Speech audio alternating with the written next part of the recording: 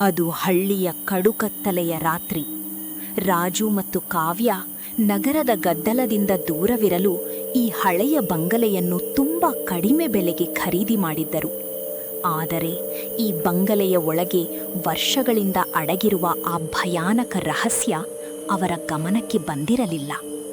ರಾಜು, ಮನೆ ಏನು ತುಂಬಾ ದೊಡ್ಡದಾಗಿದೆ, ಆದ್ರೆ ಒಳಗೆ ಕಾಲಿಡ್ತಿದ್ದಂತೆ ಯಾಕೋ ಒಂಥರ ಮೈ ಜುಮ್ ಅನ್ಸ್ತಿದೆ.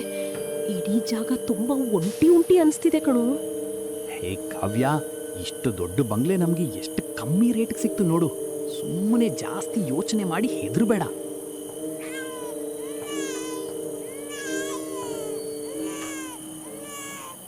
ರಾಜು, ಕೇಳಿಸಿದ ಆ ಶಬ್ದ? ಆ ಕೋಣೆಯ ರೂಮ್ನಿಂದ ಯಾರೋ ಮಗು ಅಳ್ತಿರೋ ತರ ಕೇಳಿಸ್ತಿದೆ.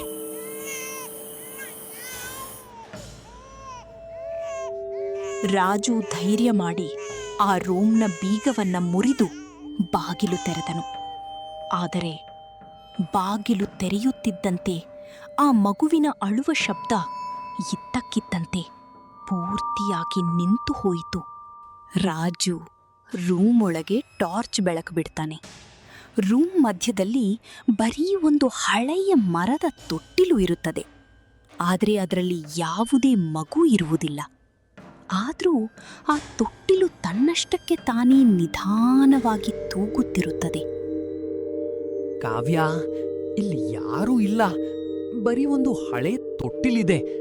ಆದ್ರೆ ಮಗು ಇಲ್ದೆ ಇದು ಹೆಂಗೆ ತೂಗ್ತಾ ಇದೆ?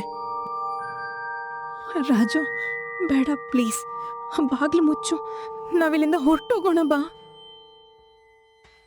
ರಾಜು ತೊಟ್ಟಿಲಿನ ಹತ್ತಿರ ಹೋಗಿ ಅದರ ಒಳಗಿರುವ ಹಳೆಯ ಬೆಡ್ಶೀಟನ್ನು ಪಕ್ಕಕ್ಕೆ ಸರಿಸ್ತಾನೆ. ಅಲ್ಲಿ ಒಂದು ಹಳೆಯ ಬ್ಲ್ಯಾಕ್ ಆ್ಯಂಡ್ ವೈಟ್ ಫೋಟೋ ಇರ್ತದೆ. ರಾಜು ಅದನ್ನ ಕೈಗೆ ತಗೊಳ್ತಾನೆ. ಕಾವ್ಯ, ಇದೆಂಗೆ ಸಾಧ್ಯ? ಈ ಫೋಟೋ ನೋಡು. ಅಯ್ಯೋ ದೇವ್ರೆ, ಇದು ನಮ್ದೇ ಫೋಟೋ ಅಲ್ವಾ? ನಾವ್ ಈ ಮನೆಗೆ ಇವತ್ತೇ ಬಂದಿದ್ದು, ಆದ್ರೆ ನಮ್ ಫೋಟೋ ಇಲ್ಲಿ ಹೆಂಗ್ ಬಂತು? ಹೌದು, ಆ ತೊಟ್ಟಿಲದೊಳಗಿದ್ದ ಫೋಟೋ ಸ್ವತಃ ರಾಜು ಮತ್ತು ಕಾವ್ಯನದ್ದೇ ಆಗಿತ್ತು.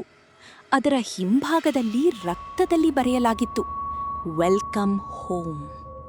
ತೊಟ್ಟಿಲದ ಒಳಗಿನಿಂದ 2 ಕಪ್ಪು ಹೊಗೆಯಂತಹ ಉದ್ದನೆಯ ಕೈಗಳು ಹೊರಬಂದು ರಾಜು ಮತ್ತು ಕಾವ್ಯ ಇಬ್ಬರನ್ನು ಒಟ್ಟಿಗೆ ಹಿಡಿದು ತೊಟ್ಟಿಲ ಒಳಗಡೆಗೆ ಎಳೆದುಕೊಳ್ತವೆ. ಇಬ್ಬರು ಜೋರಾಗಿ ಕಿರ್ಚುತ್ತಾರೆ. ನಂತರ ಬಾಗಿಲು ಧಡೀಲಂತ ಮುಚ್ಚಿಕೊಳ್ಳುತ್ತೆ. ಮರುದಿನ ಬೆಳಗ್ಗೆ ಬಿಸಿಲು ಬಂದಿದೆ. ಹಳ್ಳಿಯ ಅದೇ ಮುದುಕ ಬಂಗಲೆಯ ಹೊರಗೆ ನಿಂತು ಹಣದ ಕಂತೆಯನ್ನು ಎಣಿಸುತ್ತಾ ಫೋನ್ನಲ್ಲಿ ಮಾತನಾಡ್ತಿದ್ದಾನೆ. ಹಲೋ ಓನರ್, ಇವತ್ತಿನ ಬೇಟೆ ಮುಗೀತು. ಆ ದೆವ್ವದ ತೊಟ್ಟಿಲಿಗೆ ಹೊಸ 2 ಬಲಿ ಸಿಕ್ಕಿದ್ದಾರೆ. ಇನ್ಮೇಲೆ ಈ ಬಂಗಲೆಯನ್ನು ಮುಂದಿನ ತಿಂಗಳು ಬೇರೆಯವರಿಗೆ ಬಾಡಿಗೆಗೆ ಕೊಡೋಣ. ನೀನು ಹೊಸ ಕಸ್ಟಮರ್ಸ್ ಹುಡುಕು, ನಾನು ದುಡ್ಡು ರೆಡಿ ಮಾಡಿರ್ತೀನಿ. ಹಾಗಾದ್ರೆ ಆ ಬಂಗ್ಲೆಯನ್ನ ಕಡಿಮೆ ಬೆಲೆಗೆ ಮಾರ್ತಿದ್ದ ಮುದುಕನೇ ಆ ದೆವ್ವಕ್ಕೆ ಮನುಷ್ಯರನ್ನ ಬಲಿ ಕೊಡ್ತಿದ್ನಾ? ರಾಜು ಮತ್ತು ಕಾವ್ಯ ಆ ತೊಟ್ಟಿಲ ಒಳಗೆ ಎಲ್ಲಿ ಮಾಯವಾದ್ರು? ಇಂತಹ ಮತ್ತಷ್ಟು ರೋಮಾಂಚಕ ವಿಡಿಯೋಗಳಿಗಾಗಿ ಈಗಲೇ ಲೈಕ್ ಮತ್ತು ಸಬ್ಸ್ಕ್ರೈಬ್ ಮಾಡಿ.